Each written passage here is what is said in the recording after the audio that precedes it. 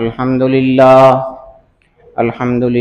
نحمده ونستعینه ونستغفره ونؤمن به ونتوکل علیہ ونعوذ باللہ من شرور انفسنا ومن سیئات اعمالنا من يهده الله فلا مضل له ومن يضلله فلا هادي له ونشهد أن لا إله إلا الله وحده لا شريك له ونشهد أن سيدنا وشفيعنا ومولانا محمدا عبده ورسوله أما بعد فقد قال الله تبارك وتعالى في كلامه المجيد والفرقان الحميد أعوذ بالله من الشيطان الرجيم بسم الله الرحمن الرحيم ولا تحسبن الذين قتلوا في سبيل الله أمواتا بل أحياء عند ربهم يرزقون فرحين بما آتاهم الله من فضله ويستبشرون بالذين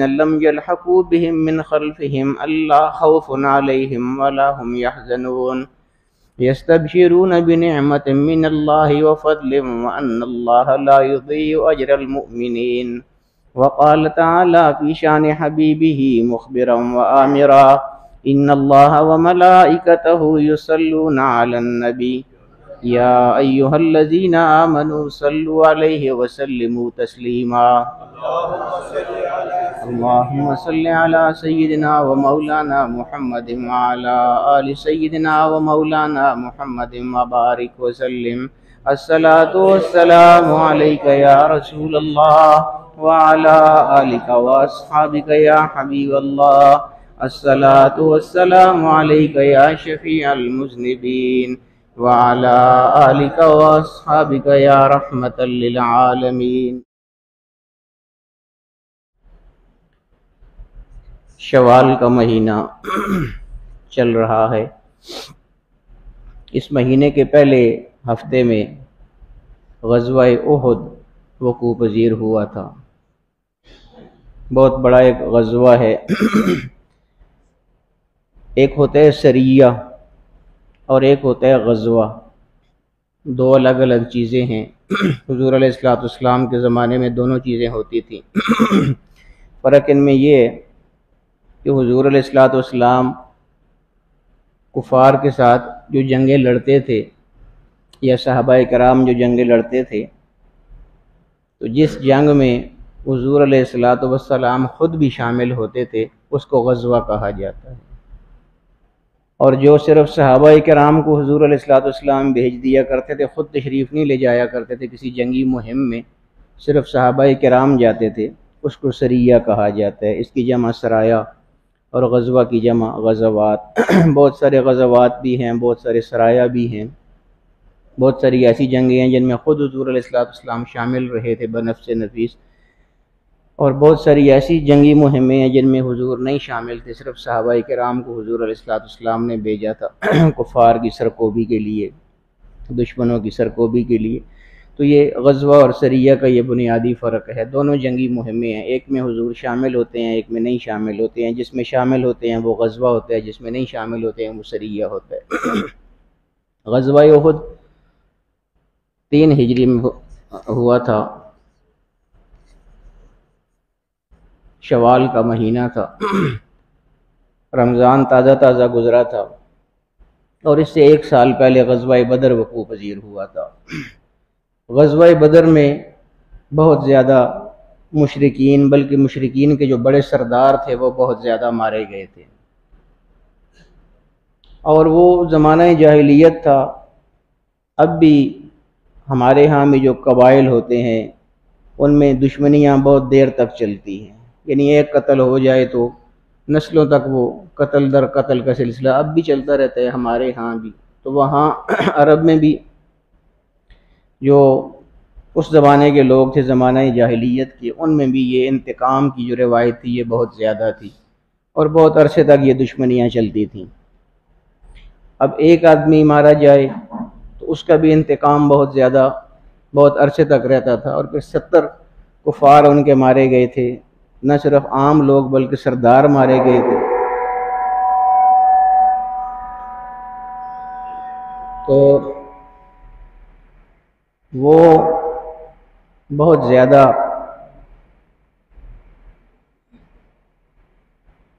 سردار چونکہ مارے گئے تھے، اس لیے ان میں انتقام کی آگ بہت زیادہ بھڑک رہی تھی۔ اس کے لیے انہوں نے تیاریاں کرنی شروع کر دی تھی۔ یوں ہی غزوہ بدر کا غم کچھ کم ہوا کفار کا، تو انہوں نے مسلمانوں سے بدلہ لینے کے لیے اور انتقام لینے کے لیے ایک نئی جنگی مہم کا آغاز کر دیا اور تیاریاں شروع کر دی غزوہ احد کے لیے۔ اور یہ غزوہ بدر کے 1 سال بعد ہو گیا تھا۔ اس 1 سال میں انہوں نے بھرپور تیاریاں کی تھی۔ نعرہ تکبیر، اللہ اکبر، نعرہ رسالت، نعرہ رسالت، یا رسول اللہ۔ کیا مسئلہ اسپیکر کا کچھ گڑبڑ ہے؟ اندر والا ہی چلا دینا، ابھی تو اندر ہی لوگ ہیں نا، باہر والے کو کیا کہتے ہیں؟ اچھا خاصا چل رہا ہوتا ہے تو بیچ میں پھر کچھ نہ کچھ کر دیتے ہیں۔ تو وہ 1 سال کے بعد پھر یہ غزوہ احد ہوا تھا، اور اس 1 سال میں انہیں بڑی بھرپور تیاریاں کی تھی۔ غزوہ احد کے حالات آپ سنتے رہتے ہیں، واقعات بھی آپ تقاریر میں سنتے رہتے ہیں۔ تو میرا خیال تھا کہ حضرت صاحب نے جس طرح سید الورا میں اس کی عکس بندی کی ہے غزوہ احد کی، وہ سید الورا سے اقتباس پڑھیں گے تاکہ حضرت صاحب کی تحریر جو ہے اس کی چاشنی سے بھی لطف اندوز ہو سکیں اور مستند حوالے سے، چونکہ حضرت صاحب کی جو بھی تحریر ہوتی ہے وہ بہت مستند ہوتی ہے، اس میں حوالہ جات بڑے بھرپور ہوتے ہیں، کوئی کمزور واقعہ نہیں ہوتا ہے، کسی کمزور چیز کا تذکرہ نہیں ہوتا ہے، تو اس لیے اسی سے شروع کرتے ہیں۔ حضرت صاحب اس طرح رقم تراز ہیں سید الورا میں غزوہ احد کے حوالے سے کہ یہ غزوہ شوال 3 ہجری میں پیش آیا، اور اس کا محرک مشرکین کا جذبہ انتقام تھا۔ مشرکین کا جذبہ انتقام اس کا اصل محرک تھا، کیونکہ بدر میں ان کے بڑے بڑے سردار مارے گئے تھے۔ زمانہ جاہلیت میں تو ایک آدمی کے قتل پر سالوں تک لڑائیوں کا سلسلہ جاری رہتا تھا، اور انتقام در انتقام کا چکر چلتا رہتا تھا، جبکہ بدر کے دن 1-2 نہیں پورے 70 مشرکین مارے گئے تھے۔ پھر کیسے ممکن تھا کہ وہ بھرپور انتقام لینے کی کوشش نہ کرتے، جبکہ ان کا عقیدہ تھا، یعنی ان کفار کا، ان کا عقیدہ تھا کہ جب تک مقتول کا انتقام نہ لے لیا جائے اس کی روح تڑپتی اور چیختی چلاتی رہتی ہے۔ چنانچہ جب یہ لوگ بدر کے غم سے سنبھلے اور ماتم وغیرہ سے فارغ ہوئے تو عبداللہ، اکرمہ اور صفوان نے ان لوگوں کو اکٹھا کیا جن کا کوئی نہ کوئی عزیز بدر میں مارا گیا تھا، اور سب مل کر ابو سفیان کے پاس گئے۔ ابو سفیان کا قافلہ ہی جنگ بدر کا سبب بنا تھا، اس لیے سب نے ابو سفیان سے کہا کہ ہمیں محمد اور اس کے ساتھیوں سے انتقام لینے میں تاخیر نہیں کرنی چاہیے۔ ابو سفیان خود یہی چاہتا تھا، اس لیے اس نے مکمل اتفاق کیا اور ان لوگوں سے جن کا مال اس کاروان تجارت میں شامل تھا مطالبہ کیا کہ آپ لوگ اس سلسلے میں ہمارے ساتھ تعاون کریں اور مالی امداد فراہم کریں۔ سب نے وعدہ کیا کہ ہم ہر قسم کی امداد کریں گے اور بھرپور ساتھ دیں گے مسلمانوں کے خلاف۔ چنانچہ زور و شور سے تیاریاں شروع ہو گئیں۔ مشرکین اس دفعہ کوئی کمی نہیں چھوڑنا چاہتے تھے، کیونکہ بدر میں وہ شکست دیکھ چکے تھے۔ اس لیے انہوں نے عرب کے 2 مشہور شاعروں، یہ میں آپ کو پہلے بھی عرض کر چکا ہوں کہ اس زمانے میں شاعری کا بہت زیادہ زور تھا، تو لوگ اپنے شاعر جو ہیں وہ ساتھ رکھا کرتے تھے جذبات کو انگیختہ کرنے کے لیے۔ اب بھی شاعری بہت زیادہ اثر انداز ہوتی ہے، اس وقت زیادہ یہ ذوق تھا شاعری والا۔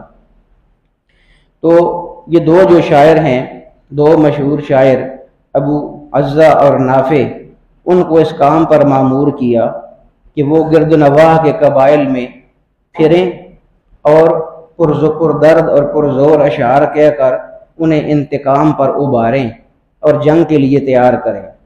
ابو وضع اور نافع دونوں آتش بیاں تھے، انہوں نے چند ہی دنوں میں ایک سرے سے دوسرے سرے تک آگ لگا دی اور ہر شخص کو انتقام کے لیے بے تاب و بے قرار کر دیا۔ غزوہ بدر میں سب سے زیادہ نقصان حضرت حمزہ رضی اللہ تعالی عنہ کے ہاتھوں اٹھانا پڑا تھا، اس لیے ان کے قتل کا باقاعدہ اہتمام کیا گیا، اور جبیر ابن مطعم نے اپنے غلام واشی ابن حرب کو لالچ دیا کہ اگر تم نے حمزہ کو قتل کر دیا تو تم کو آزاد کر دیا جائے گا۔ واشی کے انتخاب کی وجہ یہ تھی، یعنی اس واشی کو اس کا انتخاب کیوں کیا گیا تھا؟ واشی کے انتخاب کی وجہ یہ تھی کہ مشرکین جانتے تھے کہ حمزہ کے ساتھ روبرو مقابلہ کرنا ممکن نہیں، تو اللہ کے شعر ہیں نا حضور علیہ السلام کے چچا جان، ان کے ساتھ آمنے سامنے مقابلہ نہیں کیا جا سکتا، اس لیے اس وحشی کی خدمات حاصل کی گئیں۔ کیوں کی گئیں؟ کیونکہ وہ لوگ جانتے تھے کہ حمزہ کے ساتھ روبرو مقابلہ کرنا ممکن نہیں ہے۔ وحشی دور سے نیزہ پھینکا کرتا تھا، اور اس فن میں ایسا طاق تھا کہ اس کا پھینکا ہوا نیزہ شاذ و نادر ہی ہدف سے خطا ہوتا تھا۔ یہ ہوتے ہیں ماہر لوگ ہوتے ہیں، اب بھی آپ دیکھیں نا یہ لکی رانی سرکس وغیرہ یا اس طرح کی جو پروگرام ہوتے ہیں ان میں وہ خنجر پھینکتے ہیں ایسے، تو وہ سامنے میں نے خود بھی دیکھا تھا ایک جگہ، ایک بورڈ سے سامنے ہوتا ہے، اس کے ساتھ ایک آدمی کھڑا ہوتا ہے ایسے بازو پھیلا کے، تو وہ دور سے بندہ خنجر مارتا جاتا ہے اور وہ بالکل اس بندے کے جسم کے ساتھ ساتھ خنجر لگتے ہوئے جاتے ہیں، اور جب خنجر سارے مار چکتے ہیں تو وہ بندہ ہٹتا ہے تو پورا اس بندے کا خاکہ خنجروں کا بنا ہوا ہوتا ہے، یعنی ایک بھی خنجر وہ کسی جگہ جسم میں نہیں لگتا بلکہ جسم کے ساتھ ساتھ جا کے لاتی۔ آج کی بات بھی ایسے ہی ہے، تو اس زمانے میں یہی نیزہ پھینکنے کا یہ بہت ماہر تھا وحشی، دور سے نیزہ پھینکتا تھا اور اس انداز سے پھینکتا تھا کہ جہاں چاہتا تھا وہیں جا کے وہ لگتا تھا، اس لیے اس وحشی کا انتخاب کیا گیا حضرت حمزہ کو نیزہ مارنے کے لیے۔ ان انتظامات کے علاوہ یہ تو جنگی انتظامات ہوئے، ان انتظامات کے علاوہ اس دفعہ بہت سی عورتوں کو بھی ساتھ رکھا گیا، کیونکہ عرب عورتوں کی موجودگی میں پیچھے ہٹنے کا تصور بھی نہیں کر سکتے تھے، کیونکہ اس صورت میں عورتیں بزدلی کے تانے دے دے کر ان کا جینا حرام کر دیتی تھیں۔ نیز عورتیں ساتھ ہونے کی صورت میں یہ خطرہ بھی ہوتا تھا کہ اگر دشمن غالب آ گیا تو عورتوں کی بے حرمتی کرے گا اور انہیں کنیزیں بنا لے گا، اس لیے خواتین کی حرمت اور عصمت کے تحفظ کے لیے مرد جانیں لٹا دیا کرتے تھے۔ عرب عورتیں بھی ہماری خواتین کی طرح چھوئی موئی نہیں ہوتی تھیں، بلکہ جنگوں میں باقاعدہ حصے لیتی تھیں اور رجزیہ اشعار پڑھ کر مردوں کے دلوں کو گرماتی تھیں۔ معزز خواتین کے علاوہ دل بہلانے کے لیے کنیزوں، طوائفوں اور ناچنے گانے والیوں کا بھی انتظام کیا گیا۔ یہ چیزیں ہمارے اسلام میں ساری منع ہے نا، وہ لوگ تو مسلم نہیں تھے نا، کفار جو تھے، ان کے لیے تو یہ ساری چیزیں جائز تھیں، حلال تھیں، اس لیے خاص طور پر ان چیزوں کا بھی اہتمام کیا گیا۔ ڈھول ڈمکے اور شراب کے کنستر بھی مہیا کیے گئے اور پورے دھوم دھڑکے سے 3000 جنگ آزماؤں پر مشتمل یہ لشکر مکے سے روانہ ہوا۔ 3000 لوگ تھے۔ یہ جان دو عالم صلی اللہ تعالی علیہ وآلہ وسلم کو اس کی اطلاع مل گئی، اور کیسے ملی؟ حضرت عباس رضی اللہ تعالی عنہ نے یہ ساری صورتحال ایک خط میں لکھی اور اسے سر بمہر کر کے ایک اعتباری قاصد کے حوالے کیا اور کہا کہ 3 دن کے اندر اندر یہ خط رسول اللہ صلی اللہ تعالی علیہ وآلہ وسلم تک پہنچانا ہے۔ قاصد نے انتہائی تیز رفتاری سے سفر کیا اور حضرت عباس رضی اللہ تعالی عنہ کا وہ مکتوب، وہ خط جان دو عالم صلی اللہ تعالی علیہ وآلہ وسلم کو پہنچایا۔ جان دو عالم صلی اللہ تعالی علیہ وآلہ وسلم نے مہر توڑ کر خط نکالا اور حضرت ابی کو پڑھنے کے لیے دیا۔ تفصیلات معلوم ہونے کے بعد آپ نے حضرت ابی کو ہدایت کی کہ یہ راز افشا نہ ہونے پائے، کسی اور کو اس بارے میں پتہ نہیں چلنا چاہیے۔ پھر آپ حضرت سعد رضی اللہ تعالی عنہ کے پاس تشریف لے گئے، انہیں صورتحال سے آگاہ کیا اور ان کو بھی رازداری کی تلقین کرتے ہوئے ان کے گھر سے باہر نکل آئے۔ آپ کے باہر نکلتے ہی حضرت سعد کی اہلیہ نے خاوند سے پوچھا یہ رسول اللہ آپ کے ساتھ کیا باتیں کر رہے تھے؟ اب میں حیران ہوتا ہوں، آپ دیکھیے صحابہ کرام کے نزدیک حضور اکرم صلی اللہ تعالی علیہ وآلہ وسلم یا ان کی بات کی کیا اہمیت تھی۔ ابھی حضور نے حضرت سعد سے باتیں کی تھیں، تنہائی میں کی تھیں، اکیلی جگہ کی تھیں، اور ساتھ تنبیہ بھی فرمائی تھی کہ کسی اور کو نہیں پتہ چلنی چاہیے۔ اب جب حضور وہاں سے نکلے تو یہی حضرت سعد جو ہیں، ان کی جو اہلیہ ہیں، زوجہ، وہ ان کے پاس آئیں اور کہا کہ یہ رسول اللہ آپ کے ساتھ کیا باتیں کر رہے تھے؟ پوچھا۔ چونکہ جانب عالم صلی اللہ تعالی علیہ وسلم نے رازداری کا حکم دیا تھا، اس لیے حضرت سعد نے انتہائی درستی سے جواب دیا، تیری ماں مر جائے، تجھے ہماری باتوں سے کیا غرض، تو اپنا کام کر۔ آپ بے شک نہ بتائیں مگر میں نے چھپ کر آپ کی باتیں سن لی۔ انہوں نے کہا، یعنی بیوی نے کہا، کون سی باتیں سن لی ہیں؟ حضرت سعد نے حیرت سے پوچھا۔ چنانچہ بیوی نے وہ سب کچھ بتا دیا جو سنا تھا۔ اب یہاں دیکھیں نا، یعنی وہ جو ریئیکشن ہوتا ہے نا، وہ اصل چیز ہوتی ہے۔ حضور اکرم صلی اللہ تعالیٰ علیہ وسلم نے رازداری کی بات فرمائی تھی، اور انہوں نے جو باتیں سنی تھیں حضرت سعد کی اہلیہ نے، یہ چھپ کر سنی تھیں، اور چھپ کر سننا تو امانت میں خیانت والی بات ہو جاتی ہے نا۔ تو اب حضرت سعد، بے شک وہ حضرت سعد کی بیوی تھی، لیکن حضرت سعد کا رویہ آپ دیکھیے۔ یہ صحابہ، میں یہ کہا کرتا ہوں نا کہ یہ صحابہ کرام کے جو حالات ہوتے ہیں، یہ صرف اس لیے تو نہیں ہوتے کہ ہم ان کو سن لیا کریں یا پڑھ لیا کریں، ان چیزوں پر عمل کرنا ہوتا ہے۔ یعنی یہاں کیا ہے، حضور علیہ الصلوۃ والسلام کی جو بات ہے، وہ جو ان کا قول تھا، اس کے حوالے سے یہ دیکھیں نا کتنی عجیب یعنی طریقے سے حضرت سعد نے اس کی لاج رکھی اس بات کی، اور حضور علیہ الصلوۃ نعرہ تکبیر، نعرہ رسالت، قبلہ حضرت صاحب، فیضان صدریہ، فیضان صدریہ، نعرہ رسالت۔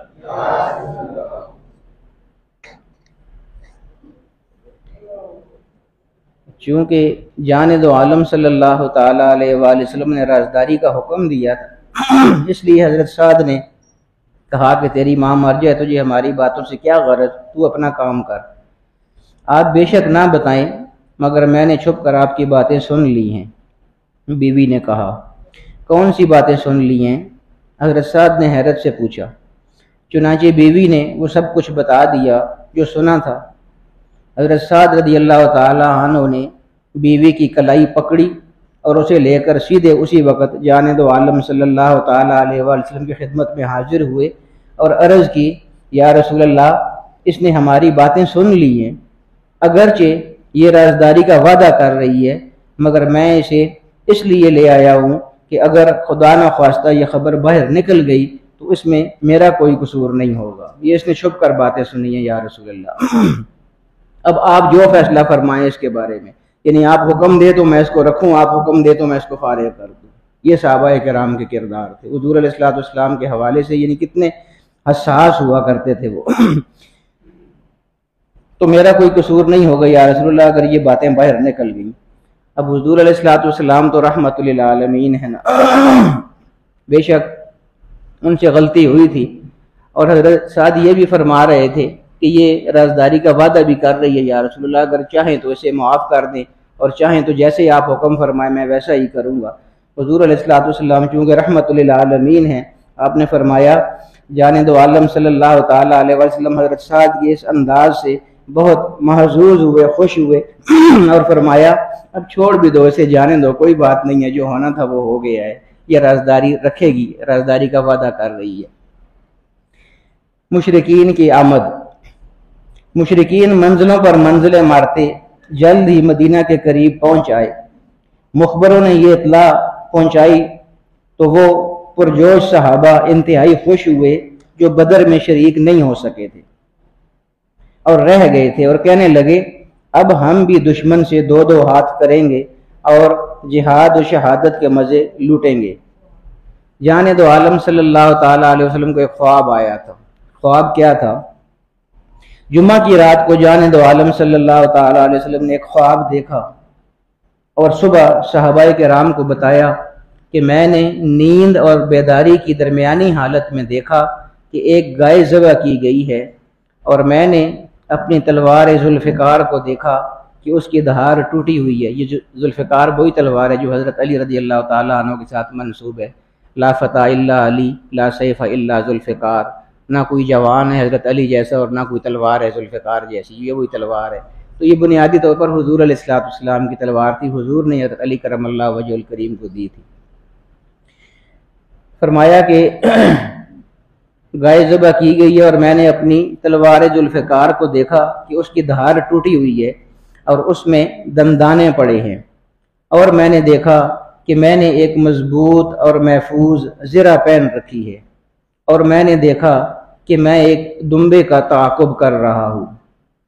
صحابہ کرام نے عرض کی یا رسول اللہ اس کی تعبیر کیا ہے؟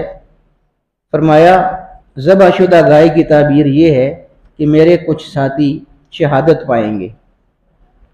تلوار کی دھار ٹوٹنے سے مراد یہ ہے کہ میرے گھرانے کا کوئی بڑا شخص شہید ہوگا۔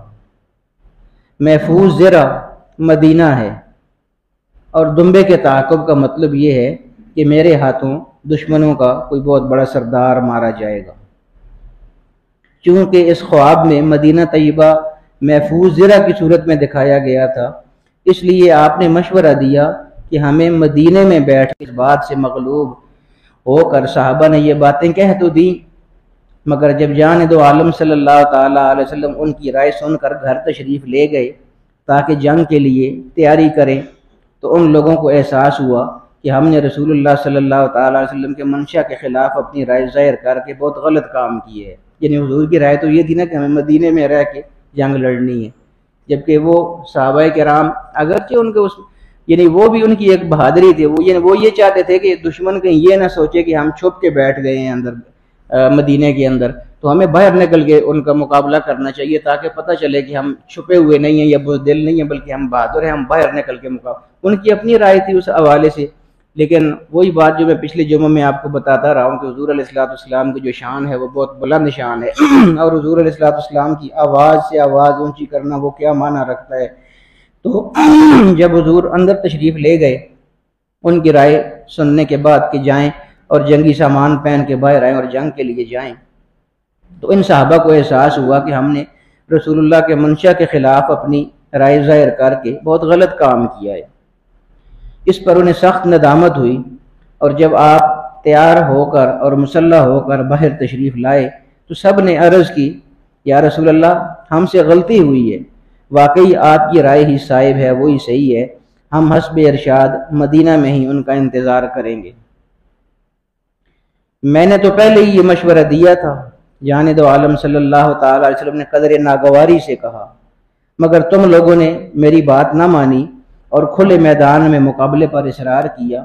اب کچھ نہیں ہو سکتا، کیونکہ نبی جب ایک دفعہ اسلحہ سے لیس ہو جائے تو پھر اس کے لیے زیبا نہیں کہ لڑے بغیر اپنے ہتھیار اتار دے۔ اس کے بعد جان دو عالم صلی اللہ تعالیٰ علیہ وسلم اپنے گھوڑے پر سوار ہوئے، گلے میں تلوار اور کمان حمائل کی، ہاتھ میں نیزہ لیا، پشت پر ڈھال رکھی اور روانگی کے لیے تیار ہو گئے۔ 1000 کی نفری بھی ہم رکاب ہو گئی، وہاں سے جو آئے تھے وہ 3000 کے قریب تھے۔ حضور علیہ السلام کے ساتھ جو ابھی جا رہے ہیں یہ 1000۔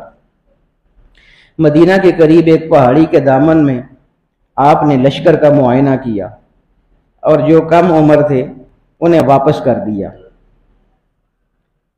بڑی عمر کے جو لوگ ہوتے ہیں یہی جنگوں میں کارآمد ہوتے ہیں، کیونکہ لڑنا ہوتا ہے وہاں بڑے لوگ ہی کام کر سکتے ہیں، لڑ سکتے ہیں اچھے طریقے سے۔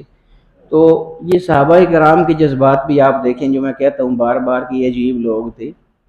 ان میں 2 لڑکے تھے، ایک حضرت رافع اور ایک حضرت سمرہ۔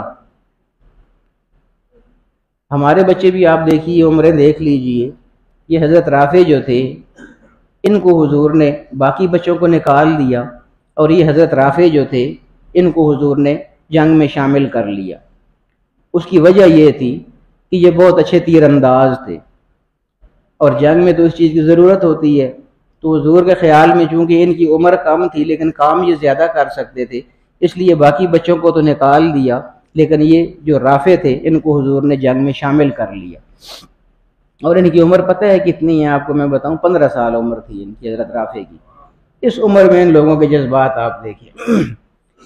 تو ان کی ساتھ کی ایک اور عمر کے حضرت سمرہ رضی اللہ تعالیٰ عنہ، وہ بھی چھوٹی عمر کے ہی تھے، تو ان کی خواہش تھی کہ میں بھی جنگ میں جاؤں، لیکن باقی بچوں کو نکال دیا گیا تھا، سب ان کو بھی نکال دیا گیا۔ تو انہوں نے حضور علیہ السلام کے سامنے عرض کی کہ یا رسول اللہ، یہ جنگ کے میدان میں جا رہے ہیں سارے آپ، اور جنگ کا مار کا درپیش ہے، تو یا رسول اللہ یہاں عمر کی بات تو نہیں ہے نا، یہاں تو بہادری کی بات ہے، جو بہادر ہو اس کو لے کے جانا چاہیے۔ تو اس کو بھی تو آپ نے ساتھ رکھ لی ہے، رافع کو، یہ بھی چھوٹا ہے نا، لیکن آپ نے اس کو اس لیے رکھ لی ہے کہ یہ تیر بہت اچھے مارتا ہے، تو یا رسول اللہ جنگ میں تو بہادری کی ضرورت ہوتی ہے، اور جس کو آپ نے رکھ لی ہے وہ تو مجھ سے کمزور ہے، میں تو اس کو لڑائی میں گرا سکتا ہوں، تو بہادر آدمی کو رکھنا چاہیے آپ کو ساتھ۔ حضور علیہ السلام ان کے اس انداز سے بڑے محظوظ ہوئے، اور بعض دفعہ حضور بڑی شفقت بھی فرمایا کرتے تھے بچوں پر۔ حضور نے فرمایا کہ واقعی کیا تم اس کو گرا سکتے ہو؟ اب دیکھیں جنگ کا مرحلہ درپیش ہے، لیکن حضور علیہ السلام کی شگفتگی اس وقت بھی قائم ہے۔ فرمایا کہ کیا واقعی اس کو گرا سکتے ہو تم؟ اتنی طاقت ہے تمہارے اندر؟ انہوں نے کہا ہاں یا رسول اللہ، آپ مقابلہ کروا لیجیے، ہمارے یہی کشتی کر لیتے ہیں ہم۔ حضور نے فرمایا ٹھیک ہے، دونوں کشتی کرو، میں دیکھتا ہوں۔ دونوں نے وہاں پر کشتی کی۔ اب حضرت رافع تو پہلے ہی شامل ہو چکے تھے، حضرت سمرہ نہیں شامل ہو سکے تھے، تو حضرت سمرہ نے رافع کے کان میں کہا کہ تم کو تو شامل کر ہی لیے ہے نا حضور نے، تمہیں تو نہیں نکالیں گے نا، تم جان بوجھ کے گھر جانا نا، مجھے جتوا دینا تو میں بھی ساتھ شامل ہو جاؤں گا۔ اس طرح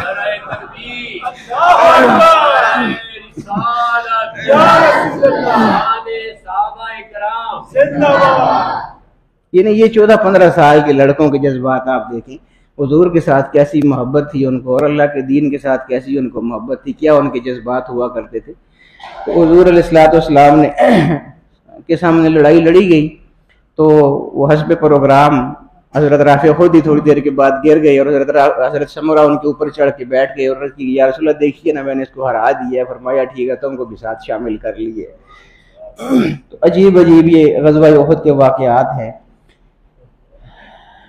جان دو عالم صلی اللہ تعالی وسلم نے فرمایا کہ تم دونوں کشتی لڑو، اگر تم غالب آ گئے تو تمہیں بھی شامل کر لیا جائے گا۔ چنانچہ کشتی ہوئی، اور واقعی حضرت سمرہ نے حضرت رافع کو گرا دیا۔ اس طرح سمرہ کو بھی شرکت کی سعادت حاصل ہو گئی۔ انشاءاللہ یہ ہم چونکہ غزوہ احد کے دن آج کل چل رہے ہیں، تو یہ ہم انشاءاللہ اس کو ہر جمعے کو تھوڑا تھوڑا چلاتے رہیں گے۔